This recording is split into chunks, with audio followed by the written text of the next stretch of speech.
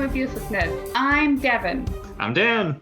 And today, for realsies this time, we're actually talking about 1987's classic movie, Mannequin.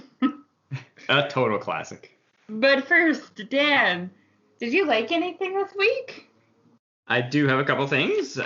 Let's see here. I wanted to mention after Falcon and the Winter Soldier, I was kind of like, I felt like reading some Captain America and the Winter Soldier kind of Marvel comics. Because like I said before, I haven't really read a lot of this kind of stuff.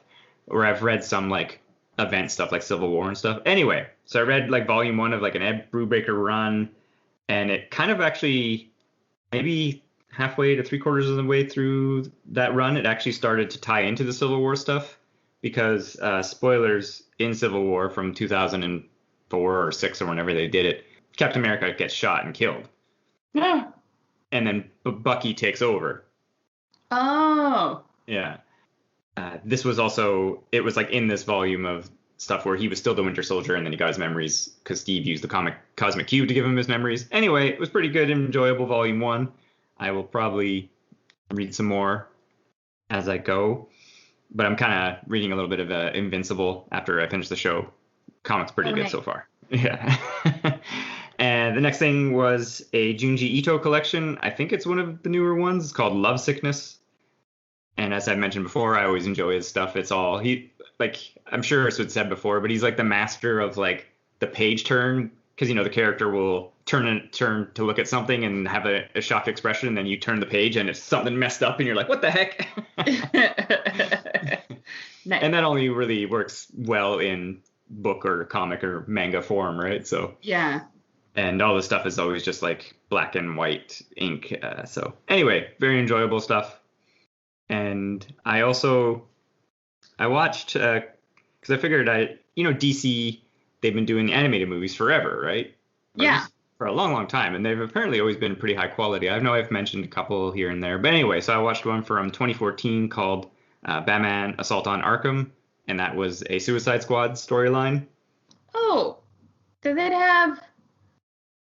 Who's in the squad? Is it Harley Quinn, the Shark guy? Yeah, King Shark, Deadshot, Captain Boomerang.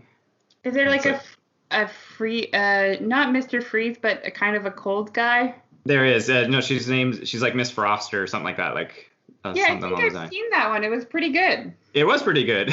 And I just wanted to notable, which was funny for me when I was watching it, of course, because the Joker's in it. And the guy who did the voice, turned out it wasn't Mark Hamill, but he did such a good job of impersonating Mark Hamill doing the Joker that I thought it was Mark Hamill. Nice. Turned out it was, looked him up, it was Troy Baker, who was also recently, he did Invoker in Dragon's Blood, which we did a show about. Oh, okay. Who's Invoker again? He was the main wizard guy who made the deal. He had the daughter who died. Oh, yeah. Okay. One of the only good characters. Yeah, essentially. It's him and Marcy, and everyone else sucks. Yeah. But I just thought that was kind of interesting. I was like, because I honestly thought it was Mark Hamill the whole time. Oh, that's awesome. Wow, that's super talented dude. Yeah, he very much nailed it. Anyway, I also enjoyed the movie itself. I was like, oh, that was really good. Yeah, I remember enjoying it too. Yeah, because cool. I haven't really watched a lot of them. I think I've watched that and like Superman Red Sun and maybe a couple others, but not a dedicated viewer. So anyway, I want to try to watch some more of those. And yeah, that was about it. What about yourself, Devin? What do you like? So I started school this week, and I'm doing a geography class. So like 90% of my free time is now geography homework. But in addition to that, I've been listening to Dimension 20's Fantasy High podcast, or I should say it's the Dimension 20 podcast, and Fantasy High is one season of it, and it's a D&D campaign where it's kind of set in it's kind of like it has a John Hughes high school movie feeling to it. Mm-hmm. But they're all D&D characters and they go to an adventuring high school. Right. It's really good. I really like it. It's super funny. The action is really good. There's lots of heartfelt moments. There's some running gags that are good. Like, can I give you an example without spoiling anything? Sure. If they're ever trying to do a perception check, because there's like two characters who at the beginning don't know who their dads are. Right. And so if they're doing a perception check on a person, like to see if they're like, lying to them or whatever, if they roll low, the GM's always like, this could be your dad. You're 90% sure this is your dad. And it just goes on through the whole show. It's so funny. Nice. Yeah, so that's it. Yeah, fair enough. I haven't really been watching anything else. I rewatched Monthly Girls Nozaki-kun, but I've already talked about it, so. Right. Yeah, like I did a rewatch on Invincible as well, but I already mentioned it previously. Nice. So that's also, it. sorry. Okay. That's it for me. No, that's fair enough. Sorry. And I was about to say, I think I texted you, like I rewatched Tenet because it was on TV a couple times, and I do enjoy that movie despite its flaws. Yeah, I don't know if I do or not. I think maybe I'd like it better if it was on mute. Well, and I was going to say the TV mix or whatever version they were playing was way better, that I could actually understand all the dialogue. So that helped. Oh, okay. Maybe I should just try to watch it on TV then. Yeah. What a weird thing to say about a Christopher Nolan movie. Yeah, it's like, no, it should be watched on IMAX, really. Yeah, no, you should watch it on your phone. Yeah, as he intended. As he intended. Preferably a phone with a cracked screen. Really gets you into it. Yeah. In the sunlight, too, so you can barely see what's happening. Yeah, totally. And like with headphones, but the volume's kind of turned down so you're not disturbing the people around you. Perfect conditions. Yep, 100%. But we're not here talking Tenet. We're here talking Mannequin. Yay! 1987. Behind the scenes curtain here. I suggested to Devin, I was like, oh, we should do like an old movie like when we did Gattaca. And you immediately shot this movie out. And so we were talking about doing it. And then you kind of waffled. You're like, oh, maybe we should do Oh Brother, Where Art Thou? Which is also a great movie, which we've talked about doing a Coen Brothers. And then I was like, well, this is your call, Devin. And you were like, no, we're doing Mannequin. So here we are talking Mannequin. Yeah, here's some more backstory to Mannequin. This was like, so I didn't have cable growing up. And this was one of the VHSs that we had that I would watch all the time. Sure. I've also been in that situation with many movies. Like, it's Mannequin, Labyrinth, Princess Bride. And then we had this movie, this like Steve Martin, Goldie Hawn movie. I think it was called The House Sitter. Okay. And it was about, I don't even know how to describe it. He's an architect and she's a liar. And she lies about being his wife so that she can move into an empty house that he built instead of getting his ex-girlfriend an engagement ring, he built her a house. Right. And he told her about it one night when he was drunk and she was his waitress and they slept together. So she moves into the house and then he shows up and then everybody loves her, so they just pretend to be married. Interesting. That was my roster of movies as a kid. Right. Yeah. Don't worry, I won't make you review that one. But Okay. we absolutely had to review Mannequin. Yeah. Oh, before we get going into this movie here and talking about other things, I just want to say this movie, it was fun. It was a fun watch, but this movie is insane. This movie is so crazy. And also, like, because rewatching it now as an adult, I hadn't seen it in years. Yeah, and I don't know if I had ever seen it before. I think I've definitely heard of it, but I don't think if I've watched it. I have no idea who the demographic for this movie is. Right. Like, it's just generic 80s rom-com. It's just like, it's in theaters. What else are you going to do? Good point. Just go see Mannequin. Yeah. Oh, it's such a dumb movie, but it's also like weirdly wholesome too. Yeah, that's what. Like I said, there were some fun moments, some wholesome moments, but the movie is insane. It's absolutely insane. Yeah. Should I try to summarize it for people, or would you like to? No, yeah, if you want to get right into it, yeah, let's get right into it. Okay, so this movie is starring Kim Cattrall from Sex and the City and a bunch of other things. And many projects, yes. Many projects. And it's also so who played Jonathan Switcher again? Andrew McCarthy. Andrew McCarthy. So he was a big 80s heartthrob kind of star. Yeah, like obviously because that's not my genre. Like I looked him up and then I was like, oh, okay, this guy was like in 16 Candles and he was like in all of these types of movies. So I was like, okay, he's like the guy. He's the guy, yeah. Yeah. It's also starring James Spader. Yeah. And one of the Golden Girls herself. What's that? I said, and one of the Golden Girls. Was that one of the Golden Girls? Isn't Estelle Getty a Golden Girl? Which one? I don't know. I just assumed she was. Or Is maybe it I'm the wrong. mom? Let me look this up. I didn't think she was in Golden Girls. I'm pretty sure Estelle Getty was a Golden Girl. Let's look. Okay. But I interrupted your James Spader. Oh, I just really love James Spader.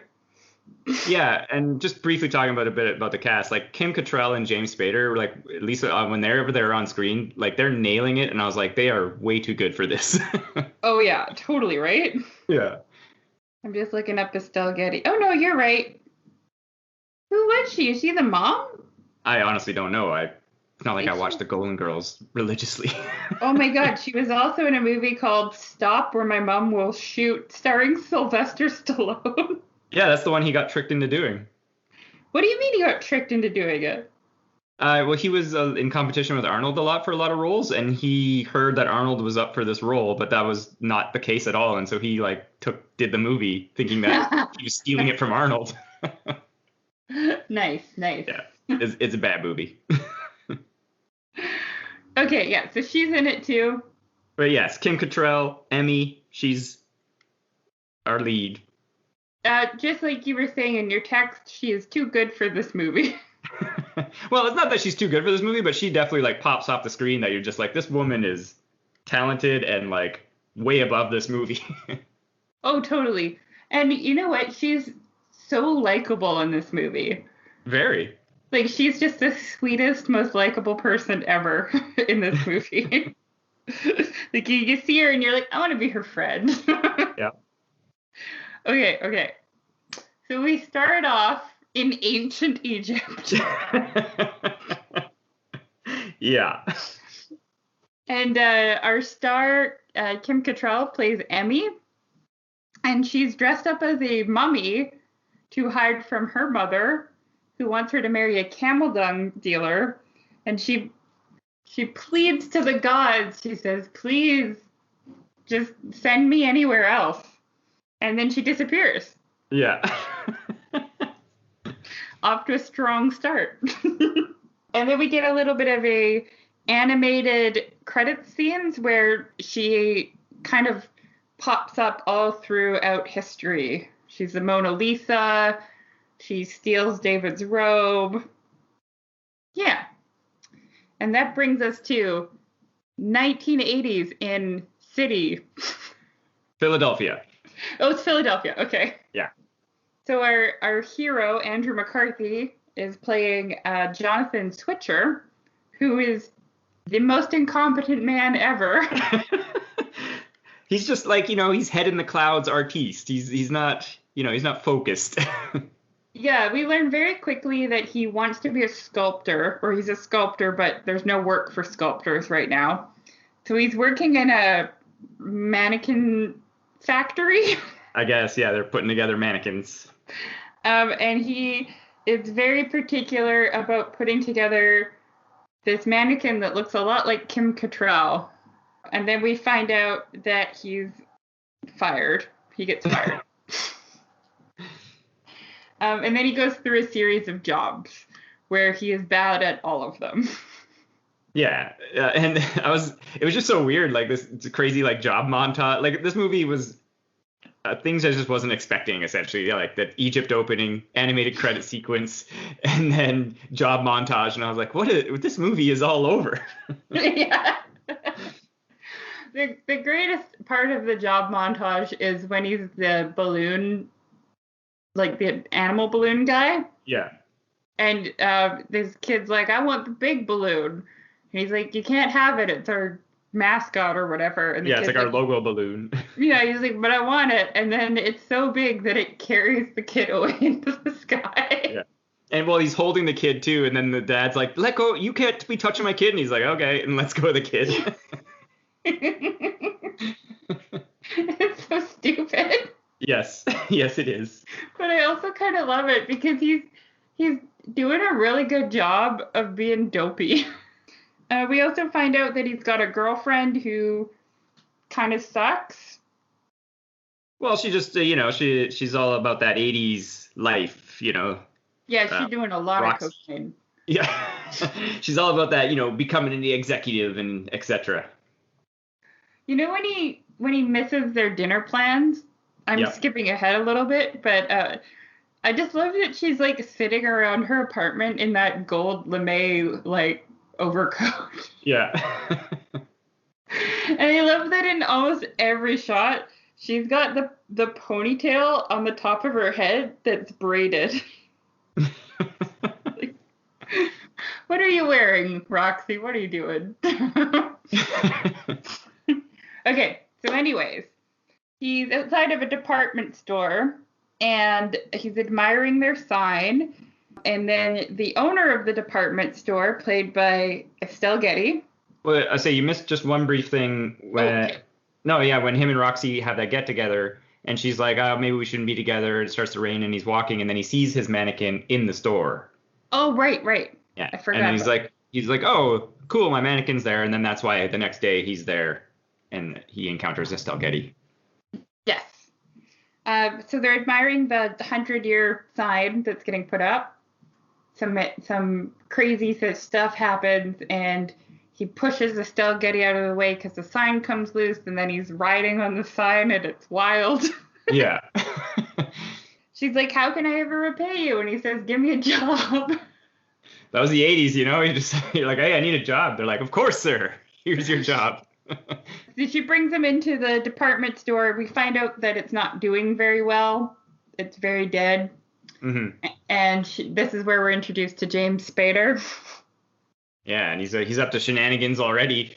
10 yeah, minutes in. Right out of the gate, he's doing something shady, and he's got the like slicked back hair, and he looks like such a worm, but I love him so much. Yeah, he 100% nails this worm character. Like every line of dialogue, like you said, the hair, the look. Even later in the movie when he comes in, then he tries to like adjust that lamp to be all like managerial, and it just falls over. Yeah, he 100% nails it. He also has this like he plays it like he's almost got anxiety. Like he's always kind of like you know what I mean? I don't know. It's really good. Yeah. Him and Cattrall, highlights of this movie. Sure. So he gives him a job as a stock boy because he's like, "I know how to tell what people are good for, and you're only good to be the stock boy." Pretty much. So then Jonathan starts working. We meet Hollywood, who's the window dresser, who is, okay. There are some homophobic slurs, but they're like diet homophobic slurs in it. He's played as very queer, but not in a super judgmental way. Yeah, and I was also surprised, like, he is quite cliche, but it wasn't like so over the top cliche, but it kind of was at the same time. You know what I mean? Yeah, I don't know. They also like if that character was written that way now, I'd be like, nah, but because it was the 80s, I'm like, they did a pretty good job. They could have been really mean, but they weren't. Yeah, and even I did like when Switcher was talking with Felix, and Felix was disparaging Hollywood, and then Switcher is like, "Well, I could have been teamed up with a bigoted jerk," and then like walks away. And I was like, all right, point for the movie there. Yeah, totally. And Jonathan never judges him. No, yeah. He's just like, "Oh man, that sucks that you're fighting with your boyfriend." It's kind of his vibe, which I think was really cool. So Hollywood's doing a window. Jonathan's gonna go leave to meet Roxy, but Hollywood has a hissy fit, so Jonathan offers to finish the window, basically. Yeah, this was really weird. And I watched this movie twice, and yeah, the second time when I was watching it, I was like, what? Because he was all like, yeah, we're gonna do this window, it's gonna be cool, and then he immediately, when John's like, when Switcher's like, oh, I gotta go meet my girlfriend, and then he just like, is he tricking him into do his job so that he can leave? Like, I don't understand. I think he's triggered because he's fighting with his boyfriend. Sure, but I was also like, But thought you yeah, were gonna do this window. it's a weird scene. Yeah, okay, yeah, I thought that was just me, but I was just kind of like, wait. Wait a minute. Yeah. Hollywood's sneaky. Yeah. So yeah, he tricks Switcher into doing this, and then so that we have, our moment with Switcher and Cattrall coming up.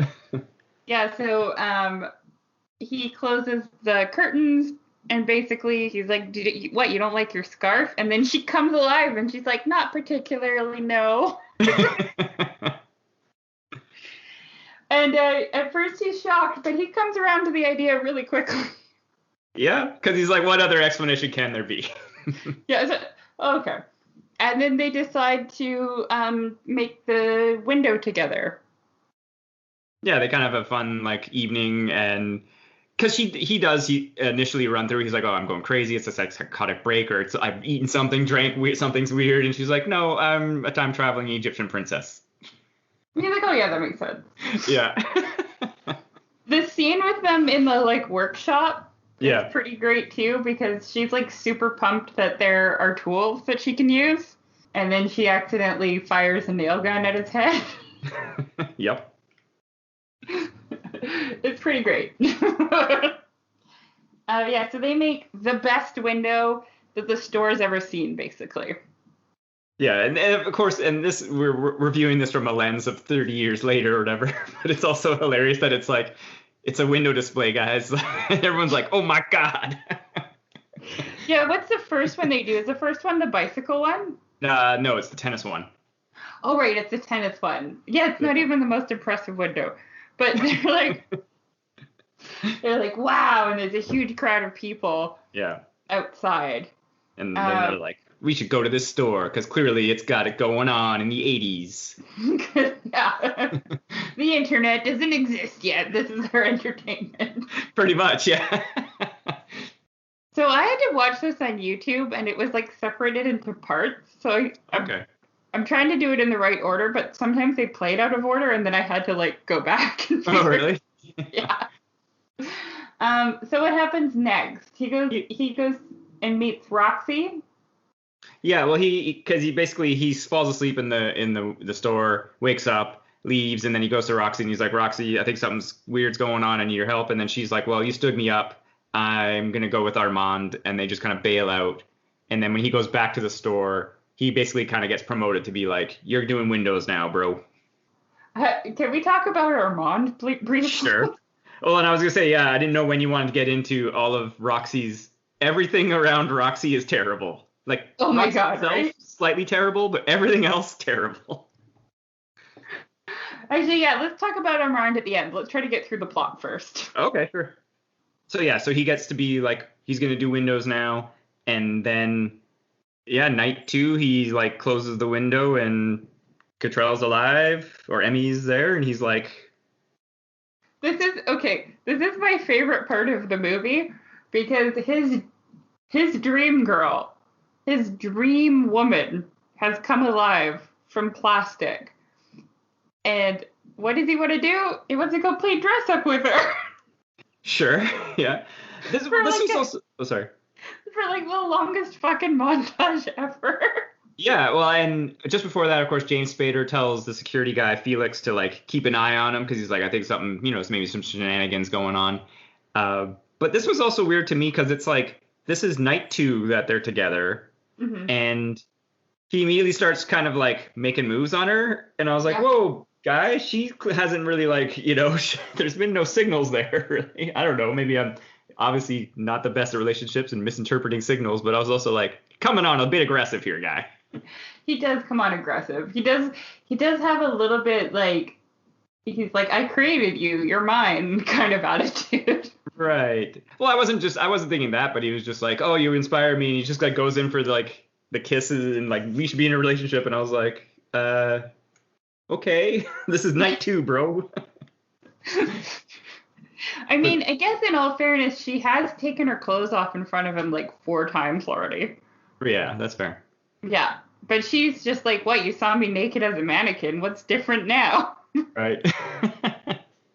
But then they do have the best 80s dress up montage ever. Yeah, they like do every costume. They do a Bonnie and Clyde. They do Phantom of the Opera. They do a Tina Turner. Like, they do a weird, like, rich guy reading a paper and the hot wife in a fur coat and lingerie. Yeah, it's like gangster-esque or something. Yeah. And then is that like is it like a Madonna or like a girls kind of want to have fun type vibe is the one at the end? What's the one at the end? When she's wearing her jumpsuit? She's not really wearing a jumpsuit, but she's wearing like almost like a puffy yellow jacket and Yeah. Oh, yeah, because then they get interrupted. They get interrupted by Hollywood. They're dancing to the 80th music ever. And they're pretending to pose like mannequins. And then Hollywood comes in and he's like, oh, Hollywood, meet Emmy. And then Hollywood's like, you're weirder than me. And I like that. Yeah. Yeah. Like you said, they both like are not judging each other. Just like, all right, you're a weird artist. Cool. Oh, you like to fuck mannequins? Who cares? Oh, sorry. I think I missed something. This was one of my favorite things. Just speaking of Hollywood, before this, there is the scene where there's like the board meeting and James Spader's trying to push to have Switcher fired for, going outside and doing a crazy window. And Estelle Getty's like, oh, no, let's keep him on. And they vote on it. But there's a scene outside with Switcher and Hollywood. And Hollywood's like, oh, man, if they're going to try to fire you, he's like, this calls for desperate measures. And he takes off his coat and you think there's going to be something weird, but he's wearing a suit. Oh, yeah. Like a full, like a 3-piece, like button-down 80s suit. And I don't know. I thought that moment was pretty hilarious because then he's just like, don't tell anybody I wore this. Hollywood is a great character. Yeah. But like I said, I thought that moment was pretty good. It was a good subversion moment there. Oh, yeah, totally. Because even Switcher thinks that he's going to like barge in and like try to fight them or something, but he's just like turns around and he's just wearing the gray like pinstripe suit. What's next? But then they finished window 2, which is the bicycle window. Right, the bicycle window. And then even more people like it this time. Yeah. He's like the best window maker ever. Well, and we get some scenes, or, there's some conversation between him and Emmy, especially on this time when he goes around and he's like, you're amazing, you're inspiring me, blah, blah, blah. And she's like, oh, it's kind of also you, and etc. And I can't remember what happens next, really, at this part. Oh, okay. Wait, this is the part where Roxy and Armand are told to figure out why he's so good at doing windows, right? Yeah, because the boss guy, BJ, wants to steal him away. Yeah, so they are on a reconnaissance mission. They've somehow broken into this department store. Did this movie make you miss department stores? It is pretty, like, not comical, but pretty hilarious that it's just like, yeah, it's this big retail space. Yeah, it's like this big, beautiful building, and there's all these weird departments that are hyper-specific. Yeah. But anyways, so... Oh, yeah. Oh, sorry. And this is also when he gets into the fight with Felix. Yeah, so Armand and Roxy are in there skulking around, being weird. Jonathan and Emmy are in the cruise ship department, making out. Well, it's kind of like the sporting goods area and like slash swimsuit area, I'd imagine, because there's like sort of a tropical-esque theme kind of going on. So yeah, and so they're kind of making out, and then Felix shows up, and she turns into a mannequin, so Jonathan looks like a weirdo. Yeah. And that's when Armand and Roxy show up, unbeknownst to him, and start taking pictures of him. With the mannequin. And then him and Felix get in a fight because Felix has no chill. Pretty much. He's just like immediately like, I was told to keep an eye on you. Let's fight. Yeah. there's no escalation. It's just 100. Right No, away. well, because his dog Rambo, there's some good jokes there, got freaked out by probably Emmy, and so now he blames Switcher. He's like, "You did something to my dog," and he's like, "It's time to get it on." It is super cute when Felix is pulling Rambo around in the little red wagon. Yeah. They have a fight, and Emmy kind of sneakily comes to life and kicks him so that Jonathan can get the final blow. They knock him out. Is this the part where she goes on the hang glider? Yeah, I was about to say. So then they're setting up the window, doing a montage. She sees a hang glider, and she's like, super cool, because she mentions earlier how she's like, I built wings, and then Jonathan's like, well, did you fly? She's like, yes. Well, no. And so she's like, gonna hang glide, and she hang glides in the store. Yeah, she hang glides a perfect like spiral from the top floor to the bottom floor. And hits and knocks out Felix again. Yeah, because Felix shows up, so she turns into a mannequin, so she runs him over with her hang glider, and he knocks out. And then they go. Oh, that's kind of cute. They're in the pile of stuffed animals, and he's like, "Should we name our first kid Pinocchio?" Yeah.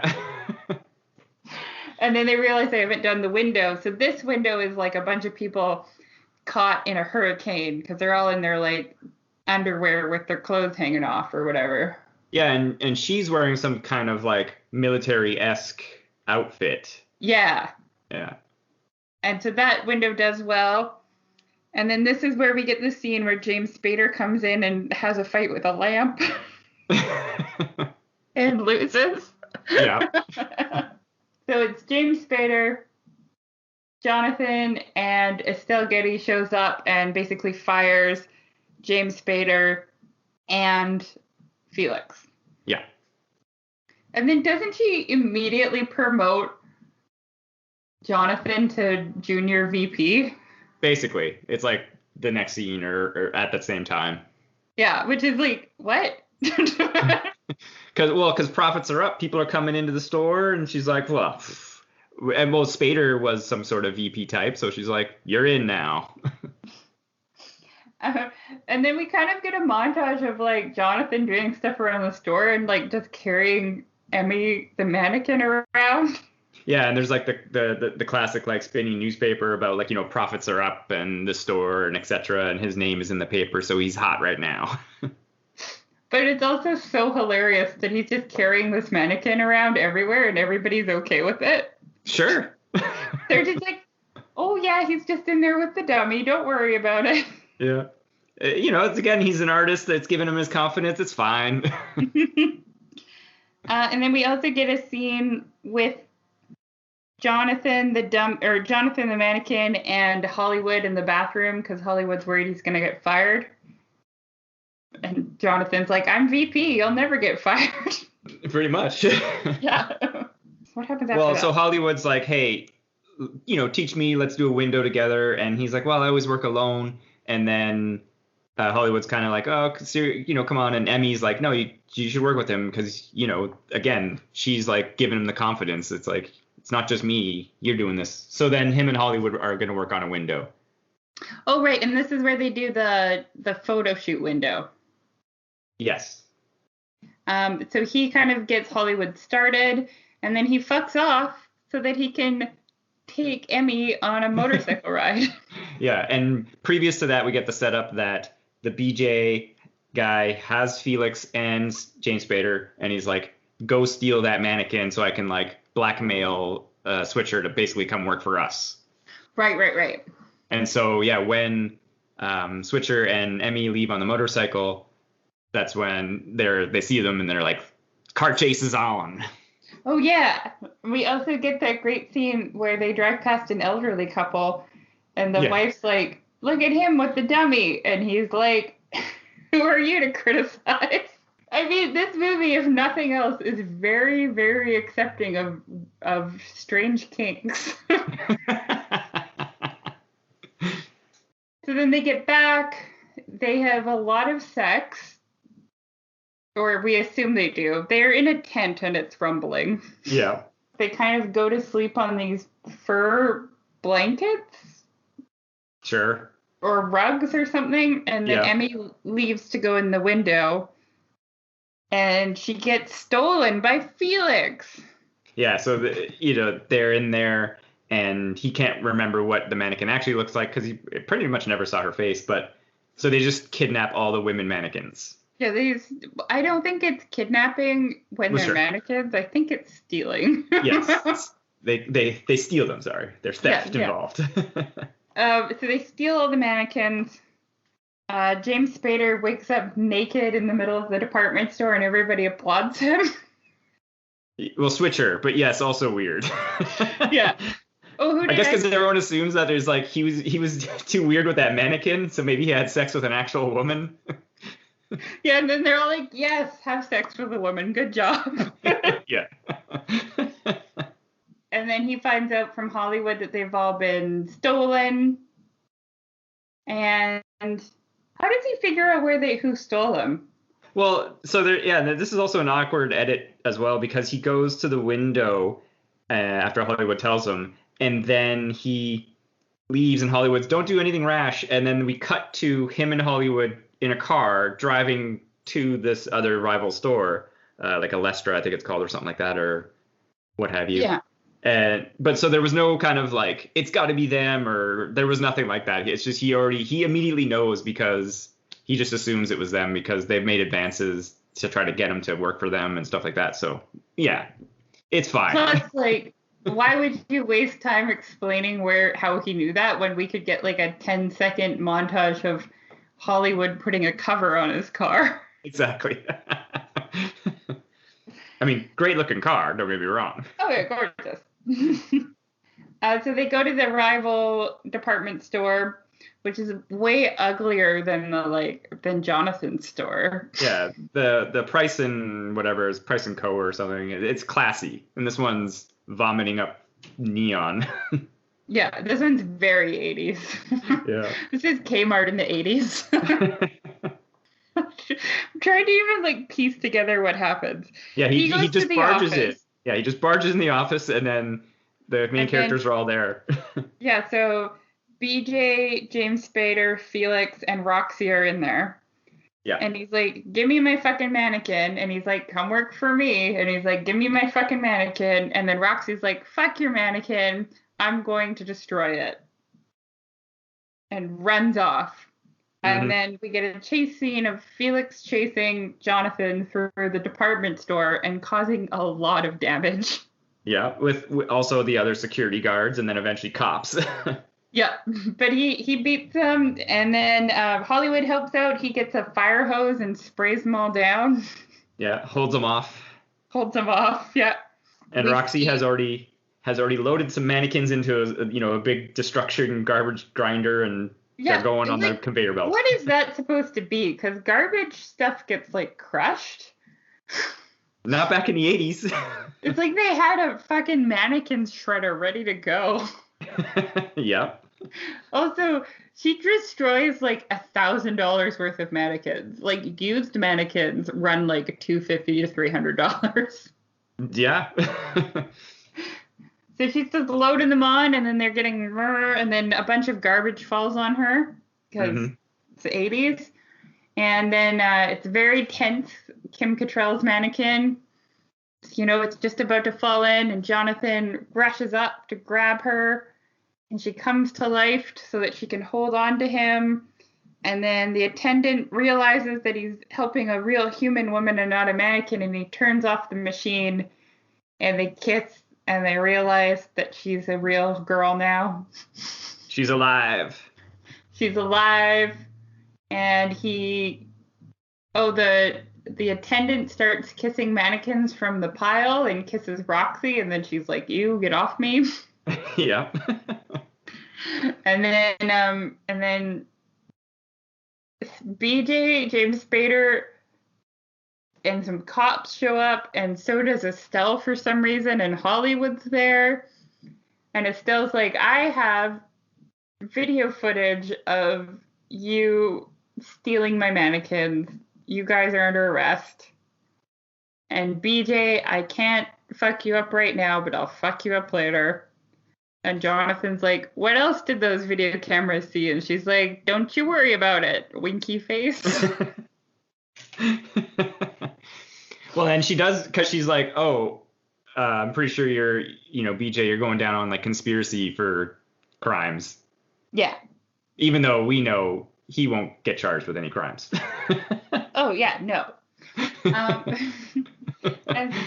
And then it ends with Jonathan Switcher and Emmy getting married in the store window, officiated by Hollywood and attended by Estelle.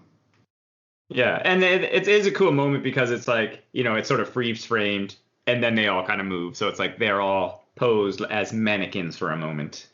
Yeah. And there's a huge crowd watching. Yes. I don't know if they know that she used to be a mannequin or what, but it did draw a crowd. And then that's the credits. story. Yeah. And then, when they were out on their motorcycle and getting ready, like, they had the song playing, and then that plays over the credits. Yep.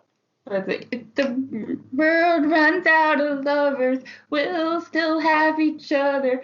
Nothing's gonna stop us. Nothing's gonna stop us now. Yeah.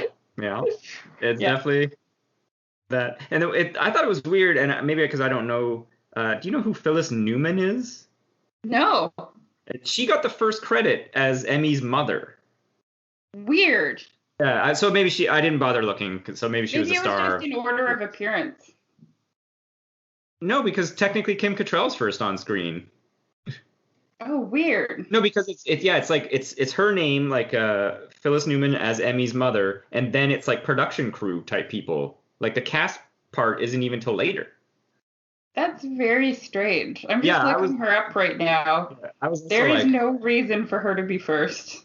Yeah, if anything, she became Cattrall. Yeah, 100 or also, James Spader. This is one of my favorite things of like rom-coms of this type, but of course, that there is a chase sequence, but there's like 30 stunt people listed in the movie. And I'm just like, when I was what watching do they do? I was thinking, like, in the scene where she's on the hang glider, I'm like, oh, that's great. They can just put a mannequin on a hang glider. Yeah. Okay, let's talk about Roxy. Okay, sure. Yeah, let's talk about Roxy. What do you think of Roxy, Dan? Well, she's definitely, like I said, she's like our 80s lady trying to make it in the business world, and like I said, everything around her gross. She's being clearly sexually harassed by her boss and coworkers constantly. Yeah, all the time. Yeah. And I was like, oh, this is gross. This is the 80s. Yeah. But because there was a point where, because BJ, like, he's got the photos and he's like, yeah, go after Switcher with these, and Roxy's like, well, we're not trying to ruin his life, and he's like, well, are you like growing a conscience or something? And I was like, geez, just like, could you not be so characteristically a dumbass? Could you dial back the evil? Yeah, basically. It's like, I mean, I get it. That's that era of business, and this is a movie. But also, I was just like, Jesus, man. And yes, I did like that she had that little redeeming line. Of what? I'm not trying to kill him. Like, we don't want to ruin his life. Right. But then she wants to destroy the mannequins. Yeah, she's mad at those mannequins. But I guess in her defense, she does think that they're just plastic mannequins. Exactly. That's what I was going to say. I mean, if someone told me, hey, I'm talking to this mannequin when no one else is around, I'd be like, all right. But I would also be like, maybe he needs some help. Yeah.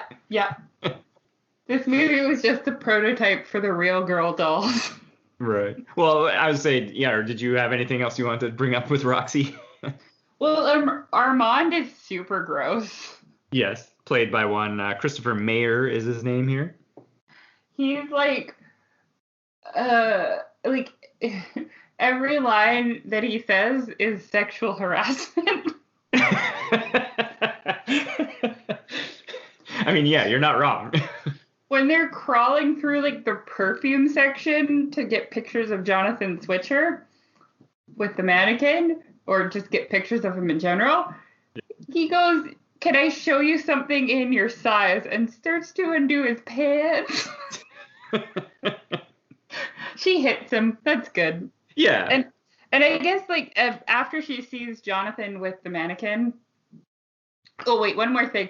When Roxy and Armand are taking pictures, he says something gross and she hits him and he falls down the stairs and she like doesn't care and then she's like, "Oh, my camera." Yeah. I did like that as well. Okay. But then he's basically like, "You know what? You should have sex with someone you don't care about." And she's like, "Okay, let's go." Yeah. So that was great. But it didn't nothing happened because he had performance anxiety because she's so cold. Yeah, it's an oddly written character in that like why have that like that there this movie is charming, but there's so many things that I'm like, why is that there? Well, and not to diverge too much from this, but here was one thing I was kind of thinking, and I don't think this would change it too much, but throughout the movie, like I said, Jonathan, like Switcher, is very like into Emmy, and he's like, you're amazing and blah blah blah, and she's always like not into him, but kind of a little standoffish, and she always has some dialogue about, well, maybe this and that, because she talks about how she's like traveling through time and trying different eras, and she's met Christopher Columbus and Michelangelo and all this stuff, and so it's. What I was always either expecting or what I think could actually add something to the movie is if she said something along the lines of like, "Oh, I only get to stay for like 2 months or something," like some kind of time limit or something. Yeah. Because there's no like impetus or rush or anything of what the heck is going on with her transportation, or if she's like, I don't know, but some like. Because at the end, of course, like I said, she becomes real, but there's never any indication of like what can make her real if she wants to be real. Like, totally. I was thinking about that too, and I was like, because I noticed that it takes a while for them to have their first kiss, and I'm like, oh, am I misremembering things and they just don't kiss until he saves her, and that's why she becomes real? But no, they kiss many times. yeah, they do. And, like, yeah, when he drives her and then they're on the docks and they have like a good touching moment there, like romantic moment. But it's, like I said, there was never kind of any. She does say a couple times how she's around that time, how she's like, oh, I enjoy being here with you, blah, blah, blah. But like I said, there's never any kind of like, oh, I might never return, or yeah, there's never any kind of thing about will she become mannequin permanent or become human permanent, right? Yeah, it's just more kind of like, well, the gods know, the gods do what they want, and that's fine. Sure, and that's what I mean. But I would just like, because then it could have given something to be like Swisher to be worried about, that he's like, oh, maybe my girl won't come back or something, right? Like, yeah, totally. But no, instead they're just like, you know what the conflict is going to be? An incompetent security guard and James Spader. sure. But like I said, I think it just would have added something to the movie to at least like for us to care a little more about their relationship, because then you're like, oh, if they don't work it out, she'll leave and he'll be like lonely, or maybe it's sort of those stories like he gave her the confidence to continue on, right? Like, Yeah. whatever. Yeah, no, you're right. It is weird that they don't go into it at all. Oh, I was going to say, it's also a movie that could have easily been a horror if it wasn't a rom-com. Sure. Well, and I think like I was joking around with you as well, like the whole Egypt angle is insane, but I think maybe they might have added it to make it legally distinct from the Twilight Zone, because of course there's been a couple Twilight Zone episodes with mannequins, but the big one called After Hours, which is where mannequins come to life in the department store and like they don't know that they're mannequins. Oh. And then, of course, we find out at the end, a la Twilight Zone, that it was a mannequin, But so maybe they had to do something like that. I just figured they made it Egyptian because somebody liked the song Walk Like an Egyptian by the Bangles, but then they couldn't get the rights to it, but they left it in. Fair enough. The whole movie, I was watching it, and I'm like, I distinctly remember Walk Like an Egyptian being in this movie, but it wasn't. was not in this movie. I don't know. That was, like I said, that was kind of my main thing where I was like, just like, it doesn't have to be a big element, but just a little something there so that we would be like, does she have to make a choice? Does she want to stay? Does she not? Because she's just happy, like, coming to live and having a great time in the night, and it's cool. Yeah, she's like pretty easygoing. She's a very low maintenance girl. So I have a question for you. Okay. Do you think / how much cocaine were the writers doing when they made this movie? Well, according to IMDb, their names were Edward Rugoff and the director Mikhail Gottlieb, who had the idea for the movie. Supposedly he saw a mannequin and it looked like it moved, but he realized it was like an optical illusion of light. And then he was like, well, what if it did come to life? Okay. So that was like his kernel of an idea. So I don't know. Maybe he was on something else at that time. He wasn't on anything when he saw the mannequin and thought it moved, but he was on all of the cocaine when he wrote this movie. It's weird because I think, as far as I can tell, these are both made up department stores. I think the rival one, the Alestro one, was a real store. I think it still is a real store, because it has one of the mannequins in it. Oh. But the store that they, like the Prince and Company one, was not a department store. So, did they try to get product placement and got turned down? So then they like made that other real store the bad guy store? No, I don't know. I think they like that other place was a bigger space, and you could have Kim Cattrall hang glide in it. It's just, I was thinking it's strange that there's no product placement in it, because it's a perfect movie for product placement. Yeah, but I think just maybe in the '87 that wasn't as necessary or needed because the budget. I was looking this up. People still went to movies. Well, sorry. Because people still went to movies. People still went to movies, and movies didn't cost as much. Like the budget for this was $6 million, which in today's dollars is about $14 million. Okay. So and like an indie budget. Yeah, and it made $42.7 million in '87, which in now dollars is almost $100 million. Holy shit. Yeah. Or it was like 98 something kind of a thing. So almost like $99 million it made. So this was a popular movie. Well, like you said, just people went because there was nothing else going on, and they're just like, yeah, fun rom-com about, and like you said, Andrew McCarthy's hot, Kim Cattrall, she's hot. It's got to be a good movie. James Spader, hot. Yeah, it's got to be good. It's funny that like 10 years later, James Spader was in Secretary with Maggie Gyllenhaal. That's weird to think about. Sure. Well, and of course, I don't know if the guy who played Felix, G.W. Bailey, he was in Police Academy with Kim Cattrall before this. Oh, I didn't know Kim Cattrall was in Police Academy. I've never seen it. Oh, Police Academy 1 is a good fun time. I mean, it's, again, insane, but it's still pretty hilarious. And yeah, he again plays the same kind of role where he is like the straight man sergeant in that movie, and so in this one again he's playing like the straight man security guard.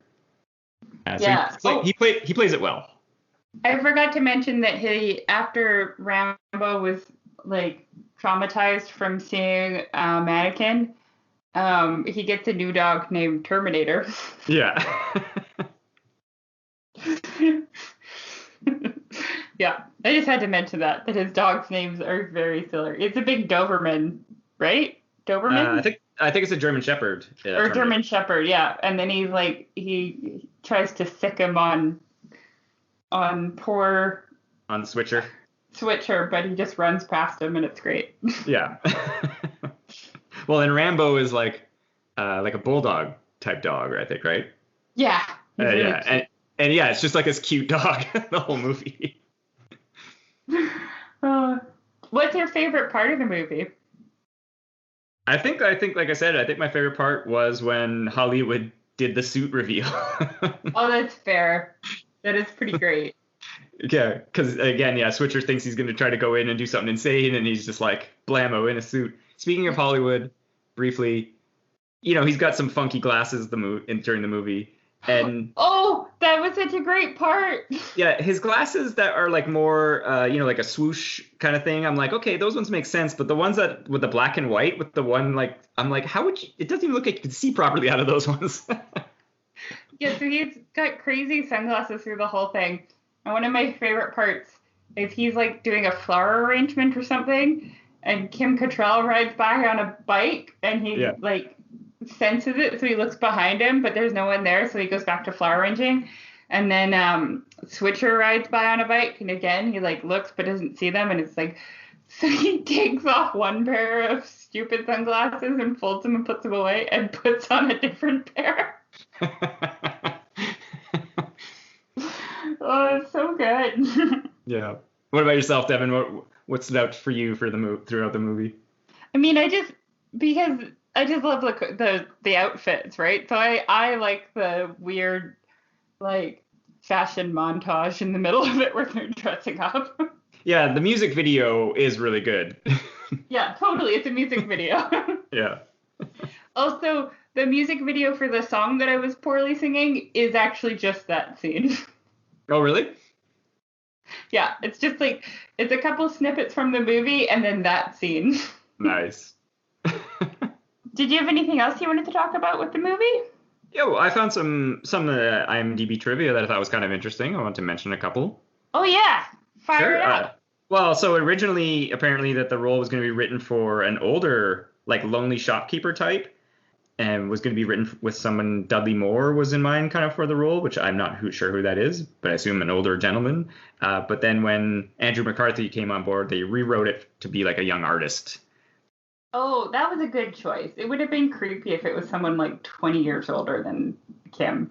Well, and that's what I was going to say. This kind of goes into almost your horror thing, that it's like, or yeah, it goes into a more like old man and he's lonely, and then yeah, it's like creeping on it. Because speaking of, Kim Cattrall was older than Andrew McCarthy, which is rare in Hollywood. Yeah, she was 30 at the time of the movie, and he's 24. Oh, nice. Yeah. But like any 24-year-old would want to be with her when she's 30 anyways. Oh, of course. Like, yeah, like it's not like, oh my God, but that's rare in Hollywood movies. Oh, for sure. That usually flipped. And I was curious I was kind of curious. I was like, how much did they spend on Kim Cattrall mannequins? But I couldn't really find anything about that. But apparently it does look like her. Yeah. Well, so she apparently spent 6 weeks with a sculptor to sculpt her likeness to make 6 different mannequins for the movie. Oh, that's crazy. And so she said she did like a lot of body build, like, or like aerobic like exercise, so she could like slim down or like to look like a mannequin essentially. Oh, cool. And yeah, like I said, it is one of them does still exist today, at least according to IMDb at the time. It's in Philadelphia in that store. The head and the torso are the original piece from the movie. That's so cool. Now I want to go there and see it. Well, and I did note there is a sequel. Have you seen the sequel? I have not. I didn't even know there was a sequel until I was trying to find a place to watch Mannequin. Yeah, that's fair. I obviously also didn't know, but yeah, I don't think it stars any of these people. It's probably just again, the movie made $42 million off $6 million, so they're like, yep, sequel time. Yeah, the sequel I think came out in 1991, if I'm not mistaken. That's what I think as well, yeah. Which is the same year that Pretty Woman came out. Oh, really? Yeah. There's a gross age gap. She was like 21 and Richard Gere was like 40 when they made that movie. Nice. He was old enough to be your dad. Yeah. What about you, Devin? Any other thoughts on Mannequin the movie? I was concerned going into it that it wouldn't hold up to my memories, but I actually really enjoyed watching it. I still think it's an enjoyable, fun, if not incredibly bonkers, but like it's just a fun movie. Yeah, and I think that's kind of my impression as well. It's an hour and a half, and it was just kind of it was a fun time. I was also worried especially with the Hollywood character, that there was going to be like, like I said, he does like every cliche, but it's like, I think like you said, it's not too mean-spirited and it's just kind of having fun with it. So Yeah, he's all the character, like he's got all the 80s gay traits, but it's never mean-spirited. mm-hmm. And it's cool that they're like very open that he is gay. He's not like a queer baited character where they're like, we'll give him all the traits, but we're never going to explicitly say he has a boyfriend. They're like, yeah, he has a boyfriend. Of course he does, right? Right. Yeah, fair enough. And even though like some of the staff and stuff call him like, what do they call him? Like a Mary. They called him Fairy, definitely at one point. Yeah, Fairy, Mary, Pansy, whatever. Even though again, that doesn't feel like it's too mean-spirited either. Like it wouldn't fly today. It wouldn't do well, but it's more like just kind of the vernacular of the time rather than like mean-spirited jabs at him. Yeah. Yeah, I did enjoy it and didn't hate the time. And I just, like I said, watching it also, obviously I'm not a huge rom-com guy, but there was some fun stuff and the movie is crazy. But yeah, Kim Cattrall was amazing. James Spader was amazing. And I just was kind of like, I just was having fun with the characters. But like I said, I just wish there was another little element to it. Just because the Egypt thing seems just so out of place. Like you said, it would just be it'd be fine. Okay, artist makes mannequin comes to life. That's all you need, right? Yeah, the Egypt thing is a bit weird, but if you just kind of like let it wash over you and don't think about it too much, it's okay. Yeah, but it does give an interesting dynamic to her character because she's like very confident and she's like, oh, I've always wanted to do this stuff. And I was like here and there and I was building things. So she's not just like a blank slate. Yeah, it does solve the problem of like that. What is it? The Culture Detective did a video about the Born Sexy Yesterday trope. Right. Where, you have somebody that's like incredibly naive, but also incredibly sexy. So it's nice that kind of solves that problem by like she has hopes and dreams and feelings and thoughts and skills, but she's also like a beautiful woman. Absolutely. I think this movie made me bisexual. It's really hard not to fall in love with Kim Cattrall in this movie. No, of course not. Even when she first appears, like you said, and she crouches down and she's like, I didn't really like that scarf. It's just like, she's got the hat, the perfect like face, hair, and you're just like, damn, Kim Cattrall is one pretty lady.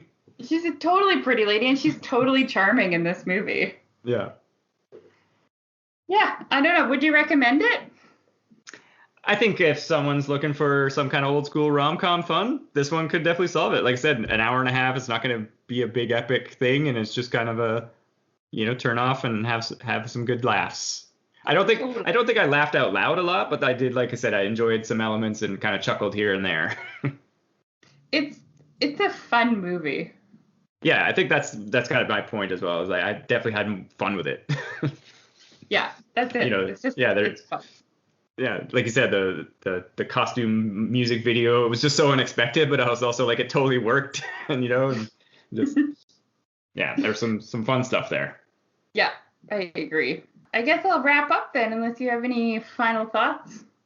I don't think so. I'm sure I'll probably think of something 10 minutes from now, but yeah, I think Mannequin, classic stuff. Agreed. Go watch it if you can find it anywhere. It's on YouTube in 21 parts, but they don't play in order if you use the playlist. And like Devin said as well, especially if you want to check out some 80s outfits, because they definitely rock in the 80s. At the very least, just look up the trailer or like the song from it. I was going to say, yeah, that music video. So great. If you enjoyed this episode, please rate and review us on whatever podcast thing you are using and share it with your friends. You can also follow us on Instagram, Tome of Uselessness, website, tomeofuselessness.com, or you can email us if you have an 80s rom-com that you think we should review at tomeofuselessness@gmail.com. Stay safe and thanks for listening. Yeah, goodbye.